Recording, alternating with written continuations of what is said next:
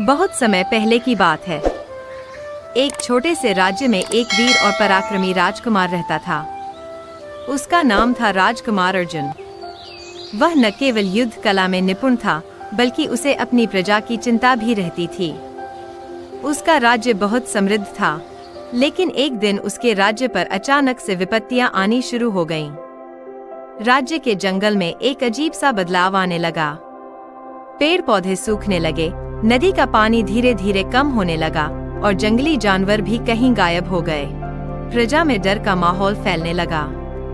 राजा ने इस समस्या का समाधान निकालने के लिए कई योद्धाओं को जंगल में भेजा, लेकिन वे सब वापस नहीं आए। एक दिन राजकुमार अर्जुन ने अपने पिता से कहा, पिताजी, अब समय आ गया है कि मैं इस समस्या का सामना करूं। मुझे जंगल जाने की आज्ञा दीजिए। राजा चिंतित थे, लेकिन राजकुमार के साहस और दृढ़ निश्चय को देखकर उन्होंने उसे अनुमति दे दी। राजकुमार अर्जुन ने अपनी तलवार उठाई और जादुई जंगल की ओर चल पड़ा। जंगल में कदम रखते ही अर्जुन ने महसूस किया कि यहाँ कुछ अजीब है। चारों ओर अंधकार छाया हुआ था और हवा में अजीब सी गंध थी। चलते चलते उसे एक बूढ़ा साधु मिला। साधु ने कहा, हे राजकुमार, तुम किस लिए यहाँ आए हो? राजकुमार ने कहा, महाराज, मैं इस जंगल में फैली विपत्ति का कारण जानने आया हूँ। कृपया मेरा मार्गदर्शन करें। साधु ने मुस्कुराते हुए कहा, तुम्हारी हिम्मत की दाद देता हूँ राजकुमार, लेकिन जान लो, इस जंगल की समस्या का कारण एक जादुई राक्षस है। वह इस जंगल का स्वामी बन बैठा है और उसकी ताकत बहुत बड़ी है। उसे हराने के लिए तुम्हें अपने भीतर की शक्ति को पहचानना होगा।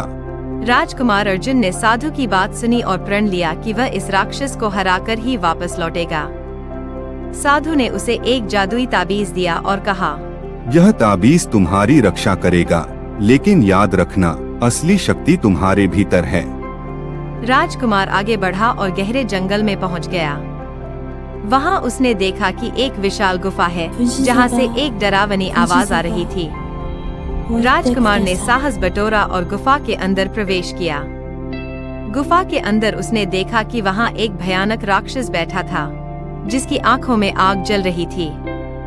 राक्षस ने गरजते हुए कहा, कौन है जो मेरी गुफा में घुसने की हिम्मत कर रहा है? राजकुमार ने तलवार उठाई और कहा, मैं राजकुमार अर्जुन हूँ।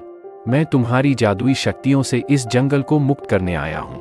राक्षस हंसते हुए बोला, तुम मुझे नहीं हरा सकते राजकुमार, मेरी शक्ति असीमित है। दोनों के बीच भीषण युद्ध शुरू हुआ। राक्षस की ताकत अद्भुत थी, लेकिन राजकुमार अर्जुन भी अपने युद्ध कौशल में निपुण था। कुछ समय बाद राक्षस ने अपनी जादुई शक्तियों का इस्तेमाल करना शुरू कर दिया, जिससे राजकुमार कमजोर पड़ने लगा। तभी राजकुमार को साधु की बात याद आई, असली शक्ति उसके भीतर है। उसने अपनी आंखें बंद की और ध्यान लगाया।